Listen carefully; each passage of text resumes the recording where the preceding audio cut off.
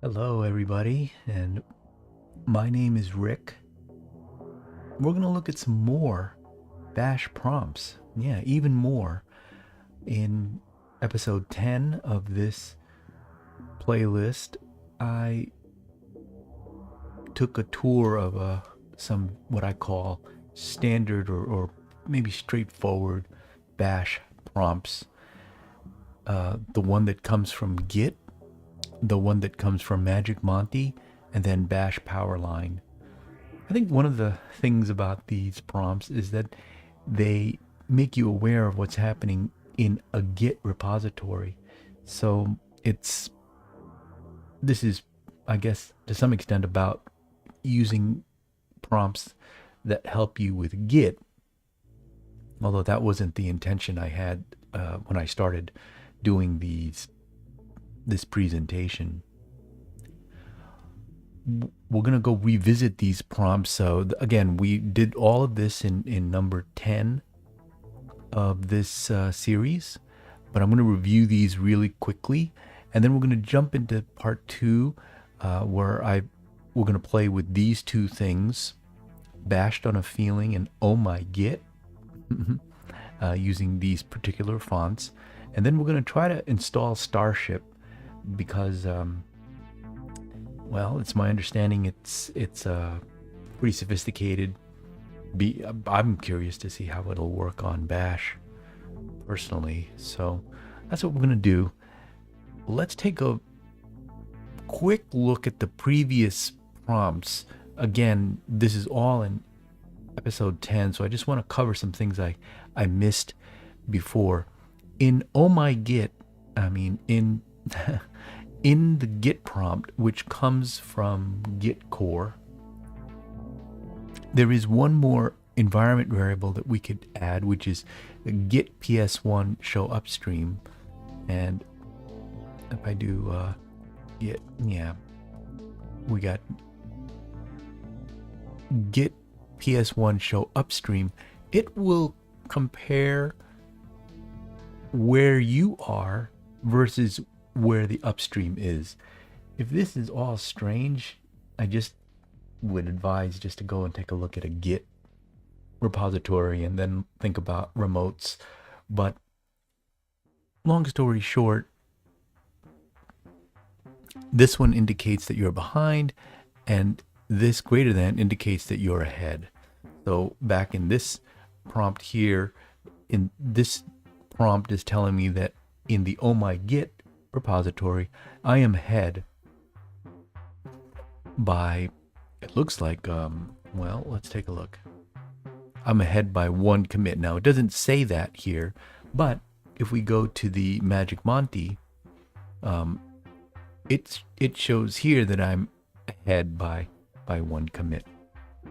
And I think I mentioned with magicmonty, if you leave your directory such that you're in a directory that doesn't have a Git repository, your prompt becomes whatever it was before, which is again how I've gotten used to things with magicmonty's prompt. Again, this is the one I recommend, and it's the one that I use at work. But I'm always interested, or I've gotten interested in these fancier prompts, just like bash powerline. Here it shows the same state. We're ahead. There's some dirty files here. If I get rid of this untracked file, you can see that it's no longer dirty. And oh-my-git I think it's interesting, but I'm just so much. I'm more used to the display as it looks like this. But we are now going to talk about a couple of other prompts now, bashed on a feeling and oh-my-git. I hope they're installed on here. These two prompts are interesting because you need special fonts to look at them. These fonts, really, I went on a rabbit hole. Nerd fonts and the awesome terminal fonts. These are. It was interesting to learn about fonts, and I think my next playing around with Unix, which is really playing around on the Mac, but this is generic enough. There are some interesting things that I learned from playing around with these fonts and installing them and understanding them, and I'm going to try to put that into another video. So take a look at for that when I get there.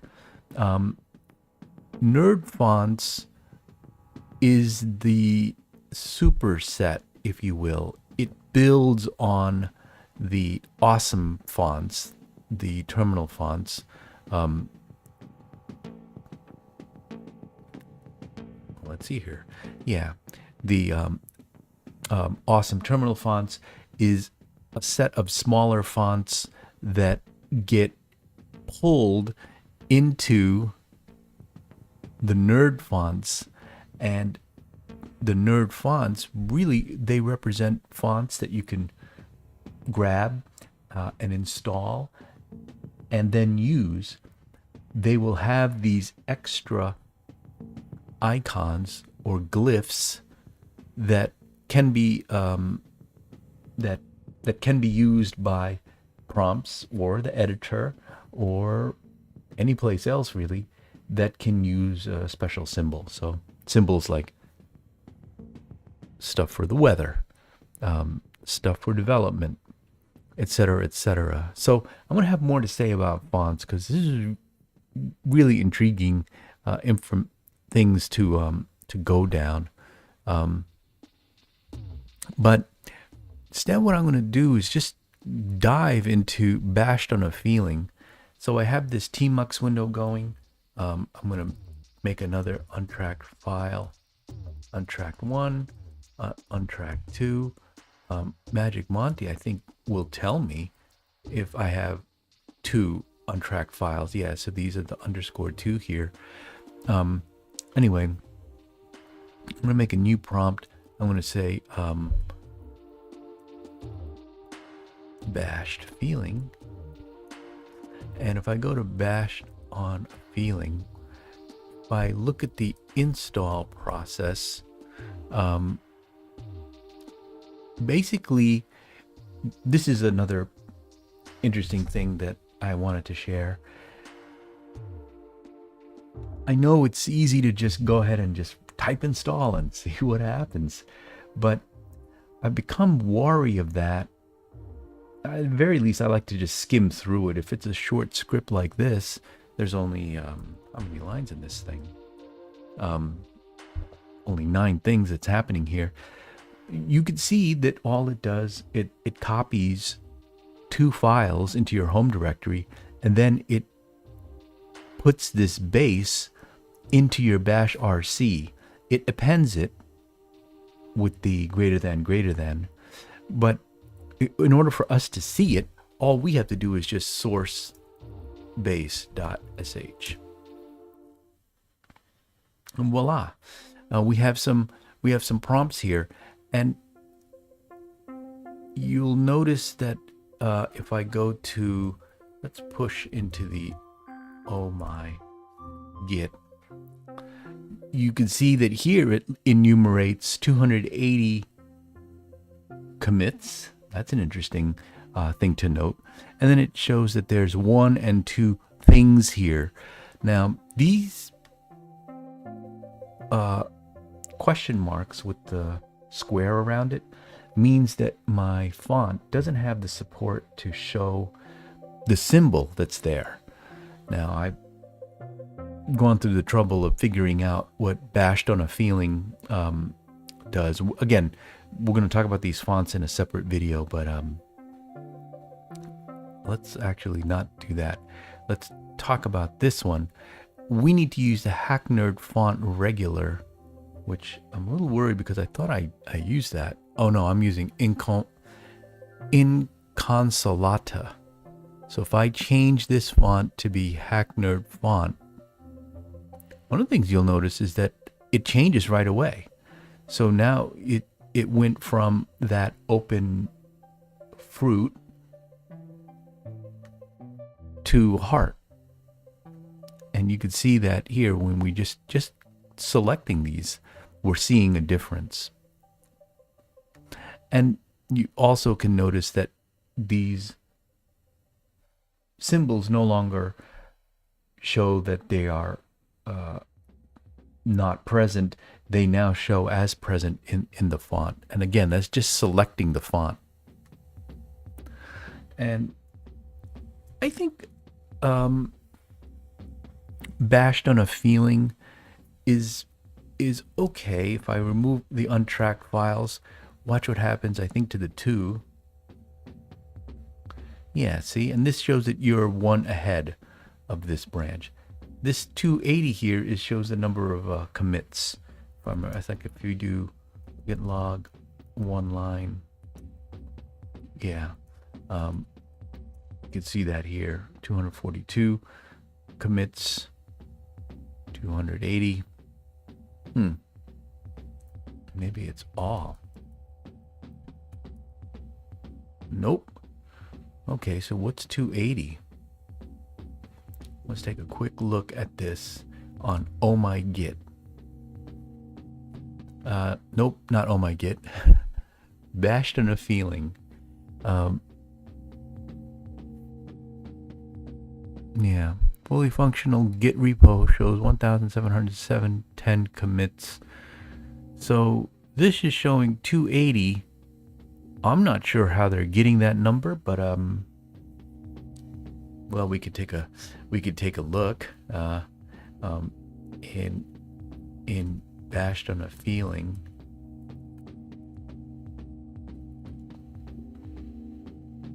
See, that shows 1, but that's, oh, but I think I did this with just the shallow clone. Yeah, so there's only the 1 there. So bashed on a feeling, though, the install was the right.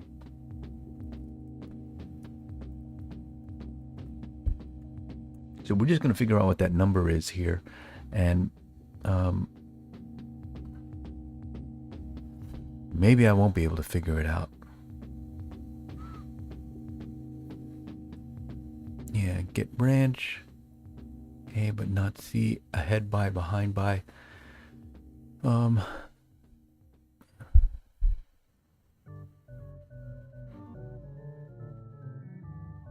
Answer commands before counting length.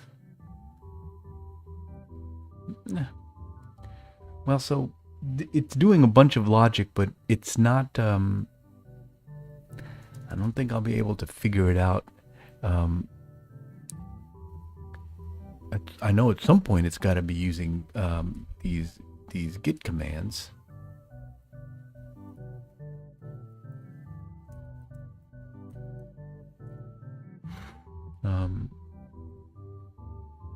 Yeah. Git log. Oh boy, it's counting it. It's counting it this way, I think. So it does a man.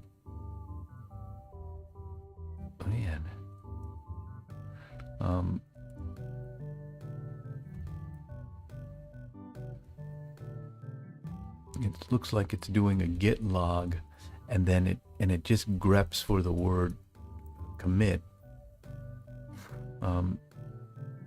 If I go do that in the other one, yeah, I think that's where it's getting it from. Yeah. Yeah, 280. Probably should have used maybe a regular expression. But yeah, commit. So you could see these prompts do take a little bit of tweaking, but if you stare at it long enough, you can figure out some of the details. And for me, it's not critical to know the number of commits that have been done in a particular repository. So this particular feature is not too interesting. It's really this stuff that's interesting. So if I switch my branches,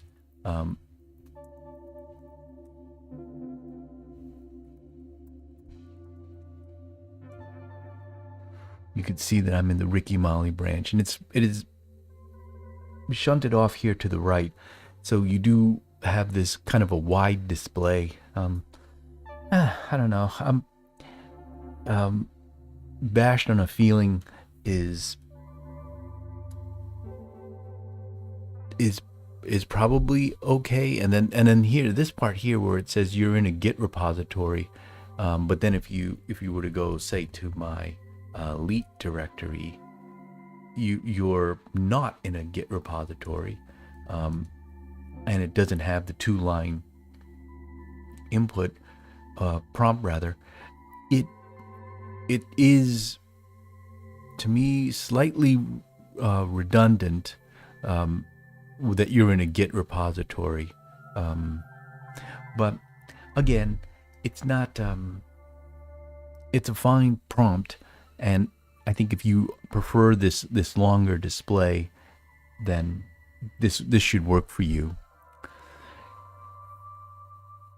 If you are interested in that long display, though, you're going to really like oh-my-git.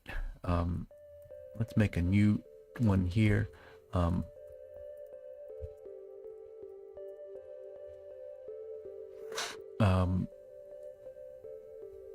Oh-my-git, first of all, this README it looks like a comic strip. I really like all of these things here that they have. I don't. So let's install this and see it a little bit in action. Yeah, so here it recommends a particular font. It likes Source Code Pro, but I found Inconsolata to be helpful to get the correct correct symbols. You just source this prompt.sh, and boom, you're seeing goodness here. Now, yeah, touch on track 1. So okay, so here we have an unknown symbol. So remember, we're right now in the Hack Nerd font. We have to switch it to the Inconsolata Awesome, and right away you can see that this octocon from GitHub is displaying, which means that, hey, we're in a GitHub repository. So Inconsolata is a font that works for this. If I switch back to the other branch, you can see now that, oh wow, you have some stuff where you need to push. I won't be able to. It's a public repo when I'm on the master branch. Well, you can see that master is tied to origin. So what is this blood red drop here?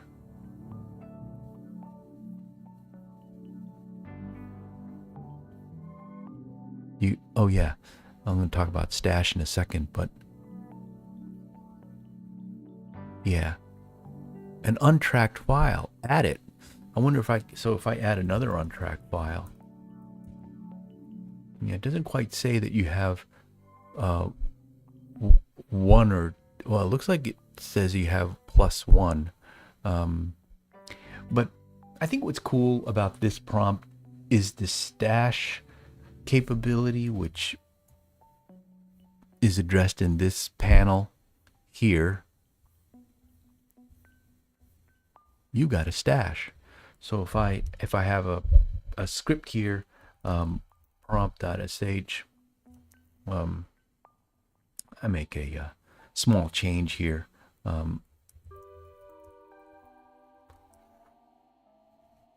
not ready to use this. Here's the pencil saying that, what is it saying? A modified file, stage it. I'm not going to stage it. In fact, I'm going to go and stash it. Git stash push, testing stash. And there's a star there, which indicates that you have a stash, which I think is nice. I like to use stash. Yeah, I like to use stash. It's a unique feature in Git where you can just sort of pause your work without committing anything or staging anything. But you do have to remember that you've got a stash, and this prompt keeps track of that, which is cool. The other thing that I like is, yeah, this part here where you detach yourself from head. This is very common in Git. Let's say you wanted to go into v15. You do git checkout v1.5. Because you're doing it without checking out a branch or specifying a branch, it says that you are in a detached head state. This is a Git thing. I'm surprised they've not cleaned this up a little bit, but most people will do this kind of a command instead. But I just went and checked out this branch, so now I'm on this commit, and that commit is present in the prompt. And also this is there, so you know that you're in a kind of a weird state. Now you get all of this, of course, with git status. Head is detached. You're at version 1.5. There are 2 untracked files, which I notice is no longer present here. But also notice that we're on a tag branch here, v1.5. I wonder if that's, like, if I went to git checkout master. Let's do let's just go to this random one.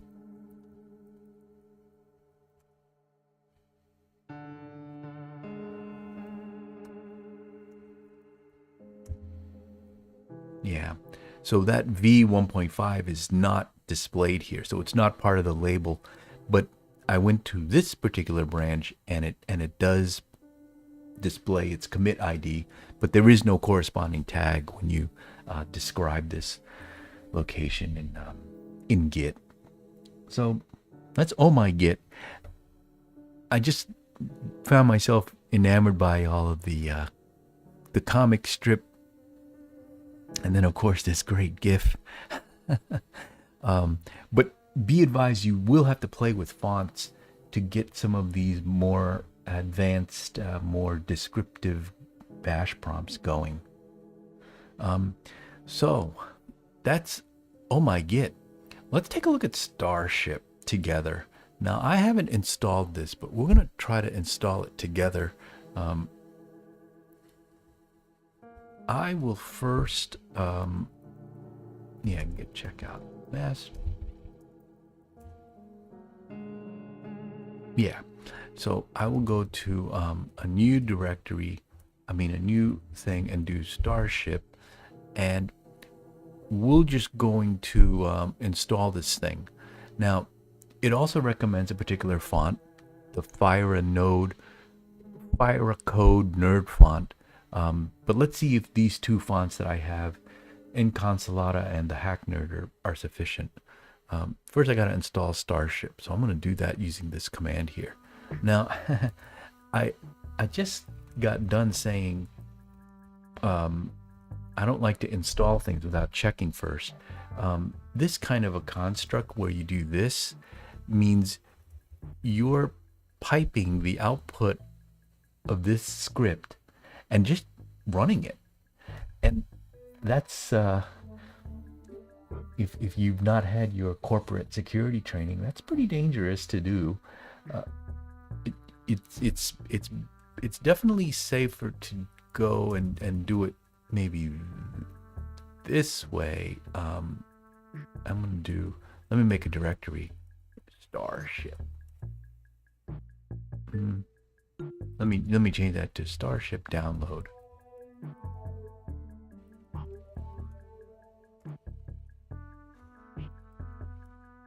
Who knows if they're going to do that. So instead of doing it this way, we're going to just copy this script into its own file here and just quickly take a look at it.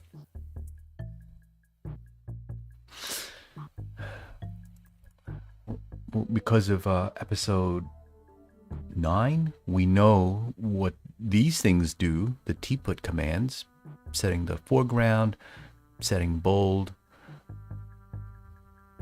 and it looks like, what is this going to do? Yeah, it looks like it's going to, if I go all the way to the bottom,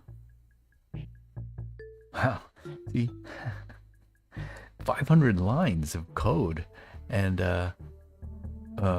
redraw time exceeded, syntax highlighting disabled. Wow.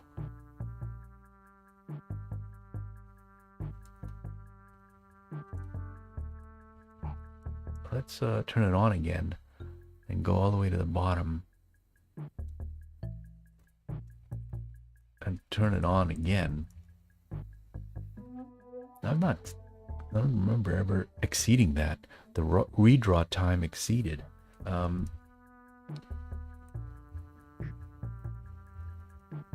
2,000 seconds. Okay, so I expected there to be a few rabbit holes, but not here, just to look at this script. But this is not the worst thing. Redraw time equal 10,000. I'll give it 10,000 seconds. And we'll give it 10 seconds to try to print this thing, to try to do syntax highlighting, and it got there. So what it's doing is it's grabbing some files, it's going to install it, and I mean, is it going to install it with, does it need root to do any of this?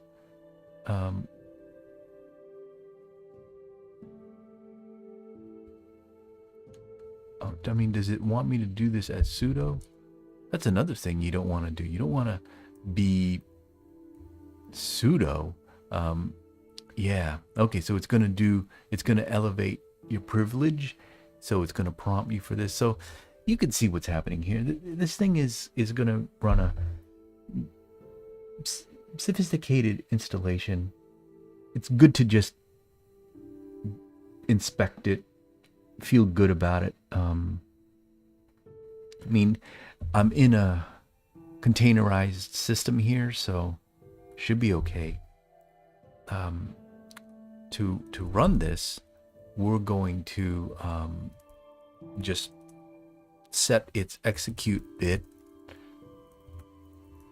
and just run it and see what happens. So this is installing Starship. Boy, I hope this can find it.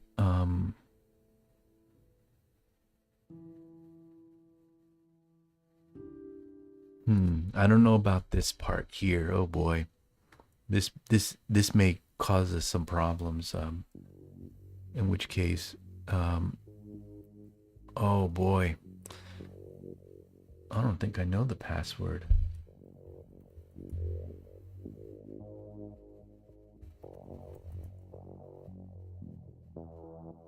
Okay. I will not do that installation then that way. I am going to not install it in user local bin. Oh, so bad. Okay, I think I will run this then as sudo to see if it will do it. Again, I'm in a containerized Ubuntu running on my Mac. Let's see if this will work.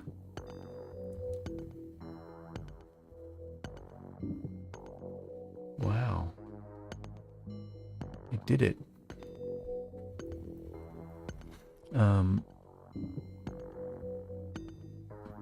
Starship installed.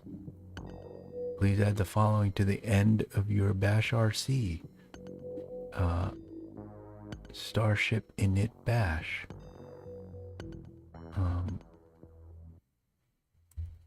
I'm just gonna do that. Actually, let's do it properly. And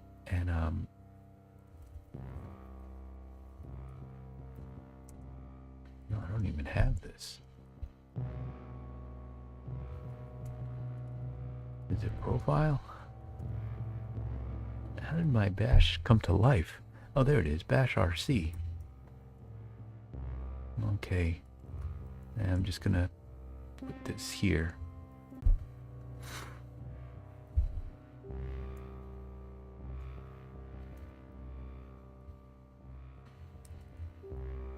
Now, I put it there, and I know I can do this, but essentially I could also, I believe I can also just do that. So let's try this just to see what will happen.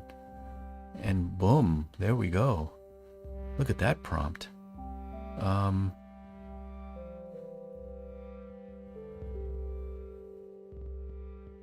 Starship download. Okay, let's go to oh-my-git. Yeah, it's got some information here. It looks good. If I do I have any untracked files? I do. I have the two. If I check out the Ricky branch. Yeah, it looks okay.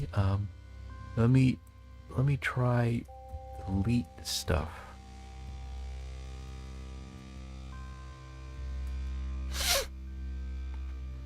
In primary elite via, oh wow, via Python v3.10.6.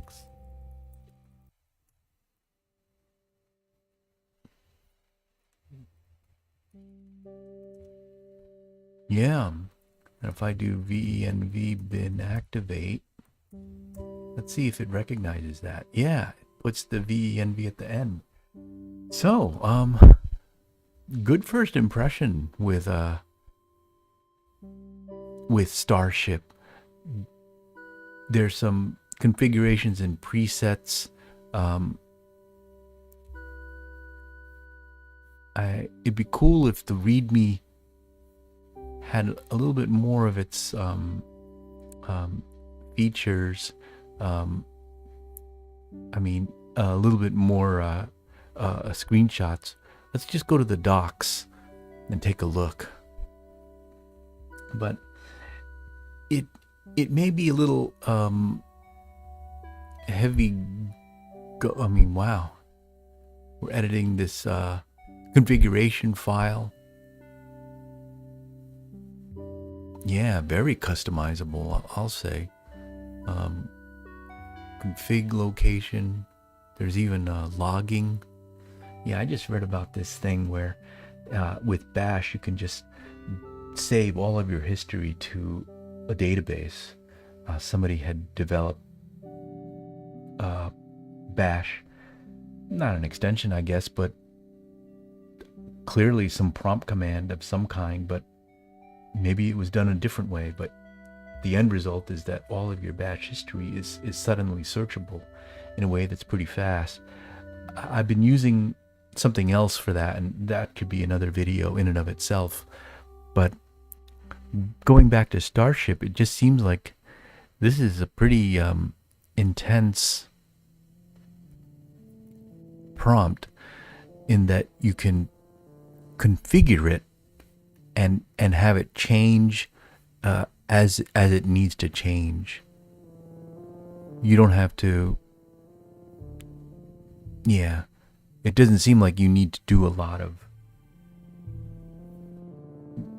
programming per se, but you will spend a lot of time doing configuration. This is something, though.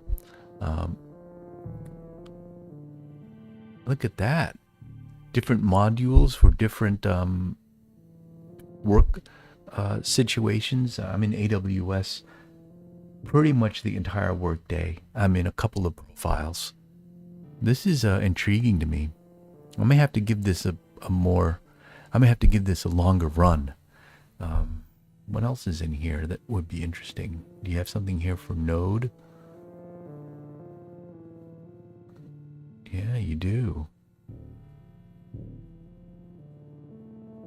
Yeah.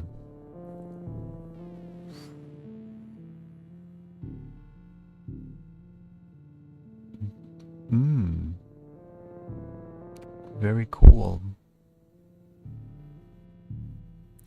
There's also something here for what looks like Gradle. Oh, they don't have a picture of it, but it looks like it will tell you your Gradle version, just like it did when it went into the delete command here. Wish I had more projects here. Let's go into my home. Let's see what it does inside of Swift.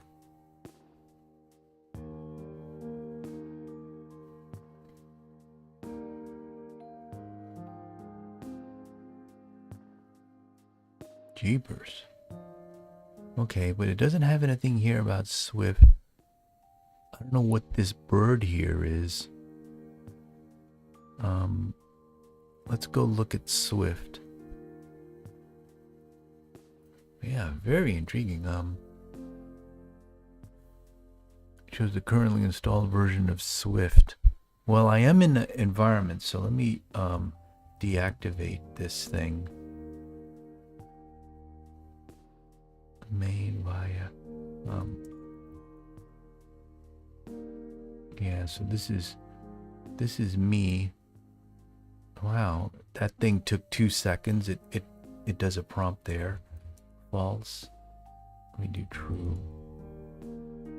Okay, you can see different colors based on the return code. True is always going to be successful. False is going to always be a fail. Return code. And the prompt changes color appropriately. There is a little bit of a delay when you do that.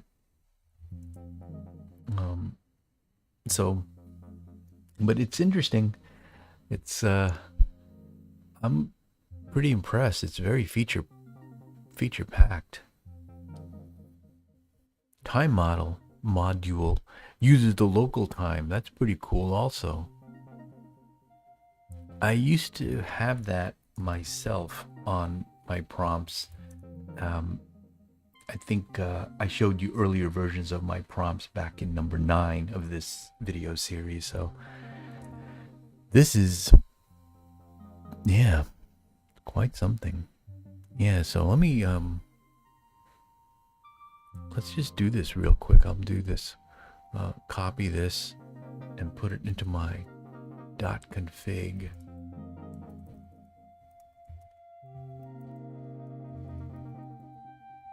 Wait a minute.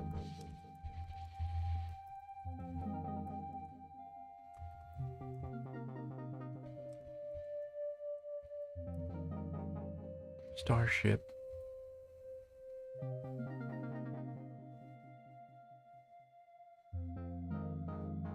Okay.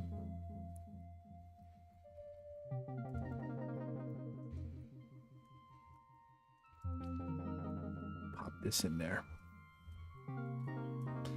Time range. Okay, and now if I go back to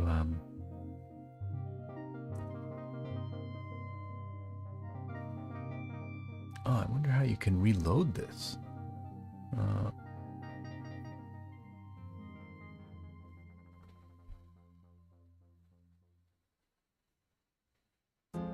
Yeah, if you configure it, will you be able to hot reload the prompt? It doesn't seem like you can.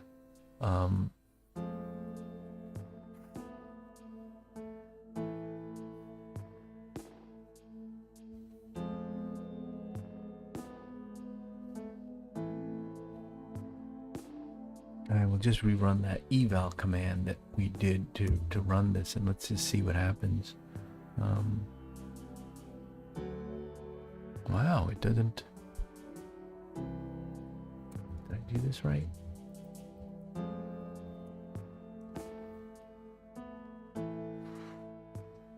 Oh, I wonder if it's the time range. Is that really true?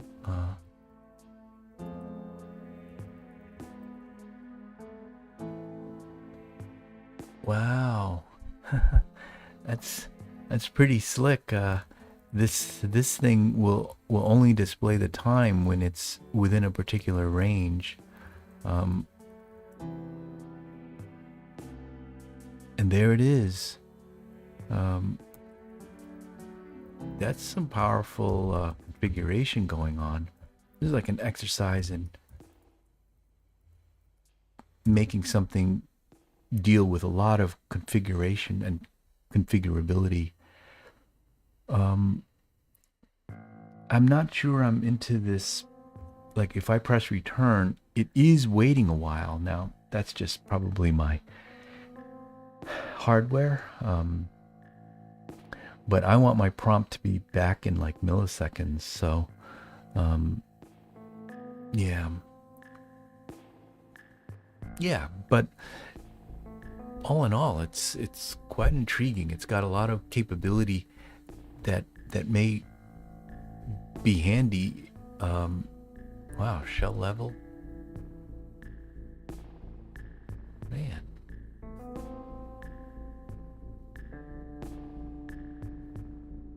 Yeah, I wonder. So I think you can, if you do something like sh. Nope.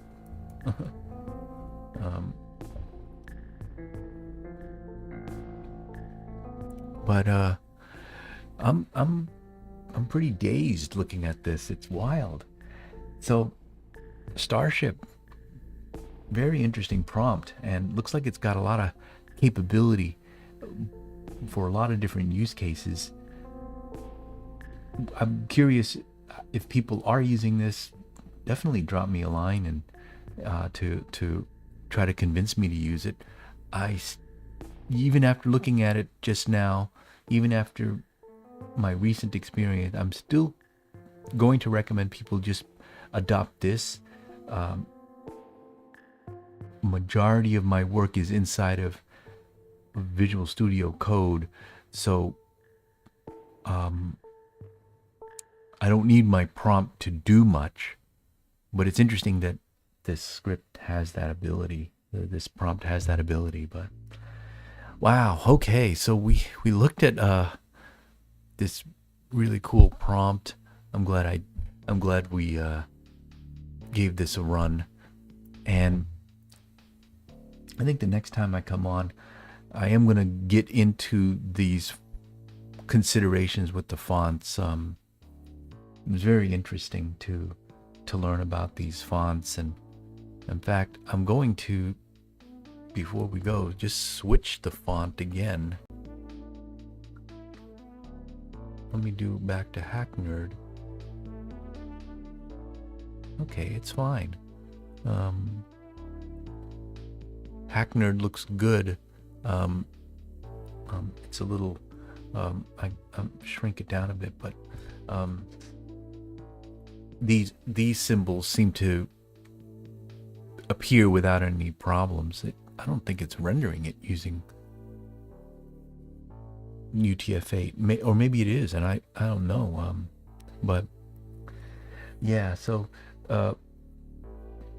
next time I come on, I'm going to talk about the fonts in a little bit more detail. From, again, interesting to try to get it configured. But thanks for checking out this exploration into prompts. This concludes that little exploration. We're going to jump into some other subjects now, but please let me know if there's something we want to do a quick dive on. Thanks for looking at this, and we'll see everybody. We'll see everybody later.